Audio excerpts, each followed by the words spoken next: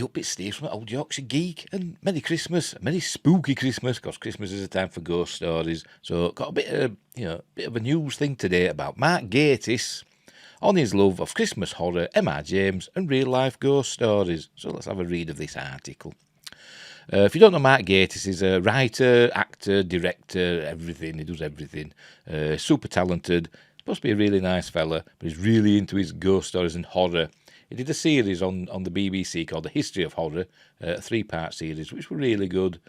But he's recently, in the last few years, resurrected the famous BBC's A Ghost Story for Christmas, which were a big thing in the 70s.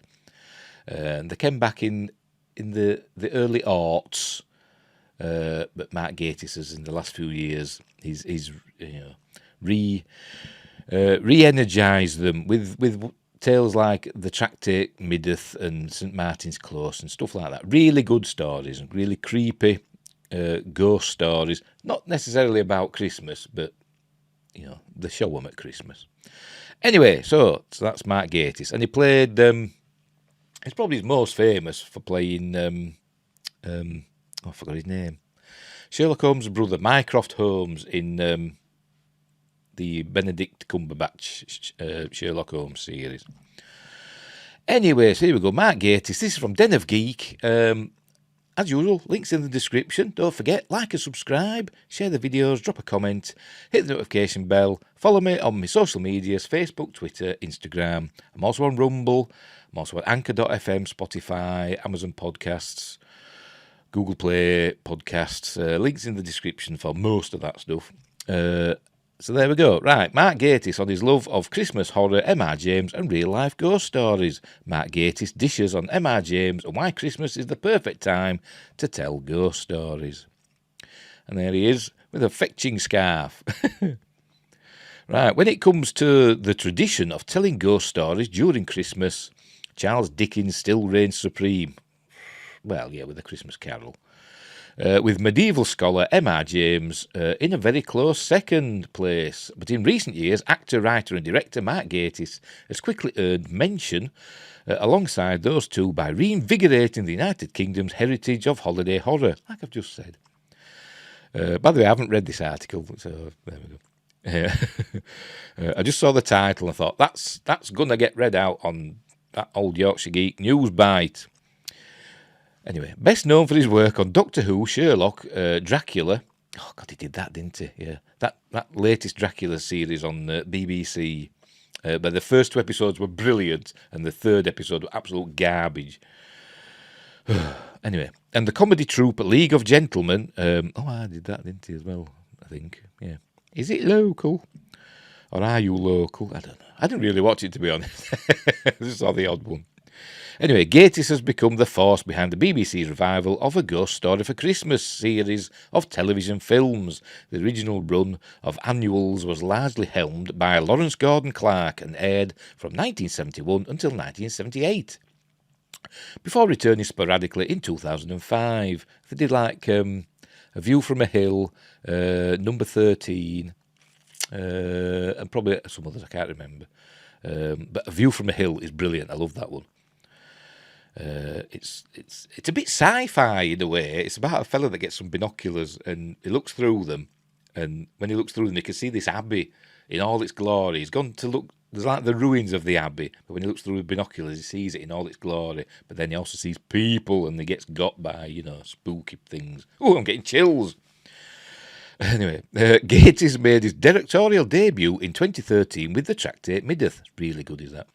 The ghost story adaptation of James's work. He has since written and directed 3 more for the series. James adaptations, Martin's Close. I thought it was St Martin's Close. I might be wrong.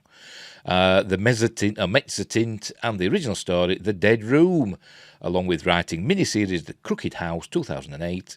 By the way, The Dead Room, that's a really good one as well. I forgot his name, but it's really good. I really like that one.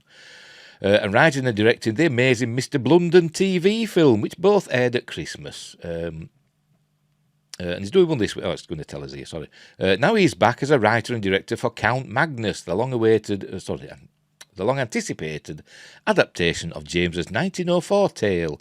In a recent interview on Den of Geeks Talking Strange Paranormal Pop Culture podcast, available on Apple Podcasts, Spotify and YouTube, Gatiss speaks about his love for seasoned screamings and this year's Christmas ghost story, which airs December 23rd, tomorrow, if you're watching it now, on BBC Two in the UK, and drops the same day on streaming service BritBox in the US. It's also on Christmas Day in the UK on BBC Four. Is in a starring in a staged adaptation of A Christmas Carol at 7 p.m. That's UK time, which I'm sure is really good. Anyway, right, the short film revolves around travelogue author Mr. Raxel, played by Jason Watkins, who discovers the story of a tyrannical count from the past while visiting an ancient Swedish manor house. Upon learning of the count's unholy pilgrimage, Raxel is gripped with dangerous curiosity about the ominous figure's dark dealings and monstrous companion. It is a perfect example of a classic story by James, who is a master of the genre and would narrate his yarns to friends and students during the holiday season while serving as provost at King's College and Eton College in the early 20th century. His stories were all, not always, but quite often centred around how would it put in Whistle and I'll Come to You, cranky scholarship. Anyway, Count Magnus is likewise an example of what makes Christmas so ripe for tales of terror. It is a liminal time, says Gatiss. We are looking backwards and looking forwards. Christmas is both joyous and melancholy, and what could be more perfect for that time than a ghost story around the fireside?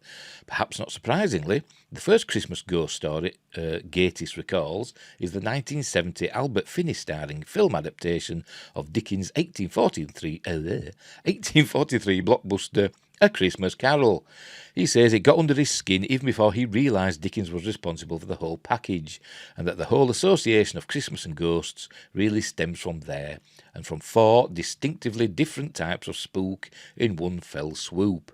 Then he discovered the pleasing terror of James's work, populated by beings nasty and vengeful, and very strange and frightening, demonic, or almost sometimes sort of Lovecraftian things which shouldn't be named.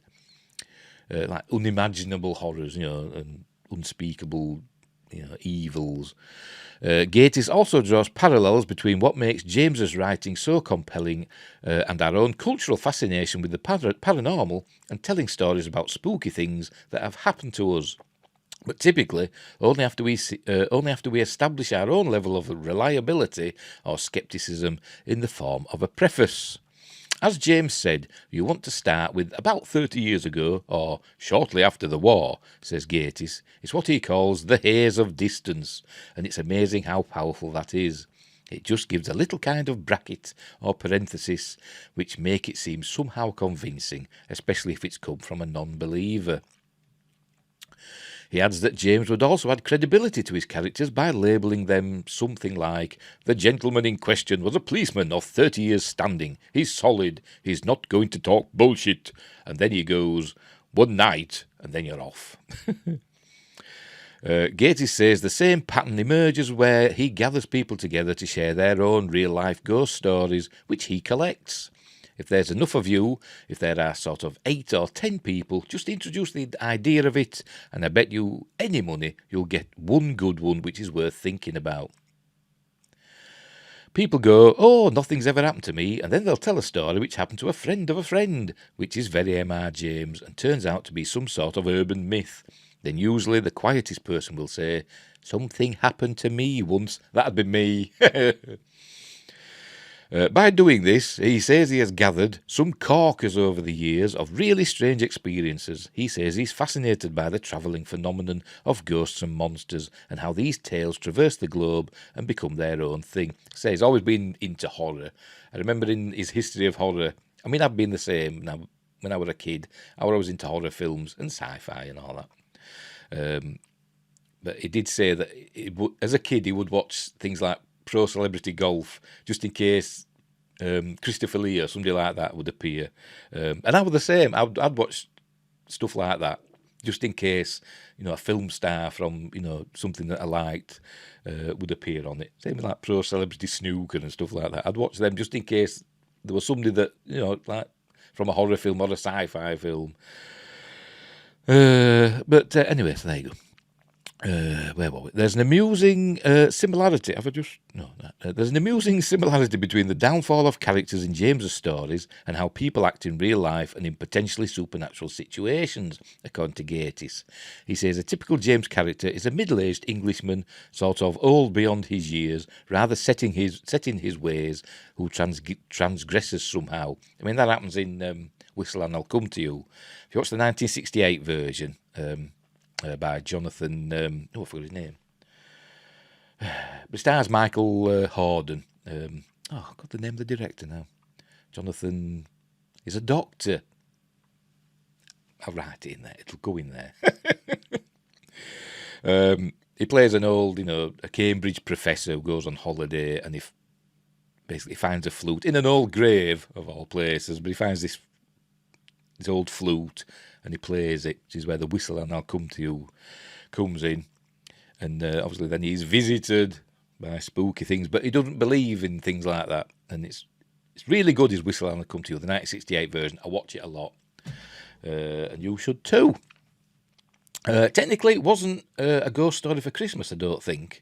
It was part of the Omnibus TV series, but I think it's included. If you buy the DVD set of the BBC A Ghost Story for Christmas, I think it's included in that. But I don't think it was technically a ghost story for Christmas. But it's really good. Anyway, it's about this professor played by Michael Hordern who has these spooky experiences, and in the end he sees a ghost, but he doesn't believe it, and he just sits there at the end of his bed going, "Oh no, no, no," just saying that over and over again. It's really, really good. Anyway, so there we go. A Warning to the Curious could almost be the subtitle to all of them. That was another good one. Because it's about not dabbling in things you don't understand and ignoring red flags, which is what Mr. Raxall in my latest one absolutely does. He just blithely ignores all the warning signs. Gatiss is haunted by the possibility he could be one of those characters and find himself in an M.R. James-esque situation while combing through archives or giving in to his curious nature. He describes one such time when he ignored red flags on his way to a funeral in a natural burial ground outside of Brighton, England. For some reason, I do not know why, I decided to stay overnight, very close to the burial ground, says Gatiss, and I checked into an old pub, and I remember being dropped off by the taxi, and I stood there looking like Max von Sydow in the Exorcist poster. I went in and said, "I've booked a room." This is giving me number 13 vibes. And I thought, what have I done? This is quintessential M.R. James, and I'll be very lucky to get out of here alive.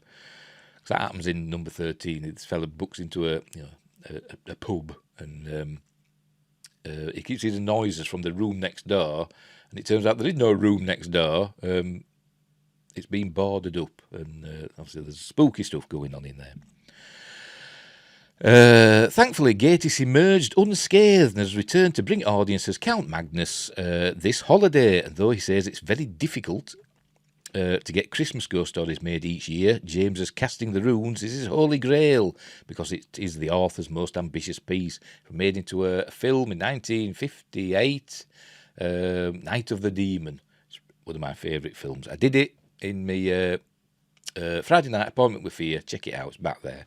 One of the early ones. If fans make BritBox a frequent haunt for Count Magnus and for all the entries of a Christmas ghost story, sorry, my nose is tickling. Can have an argument. There's a good chance Mark Gatiss might be able to continue in his role as caretaker of season's screamings, and that is a delightfully scary idea.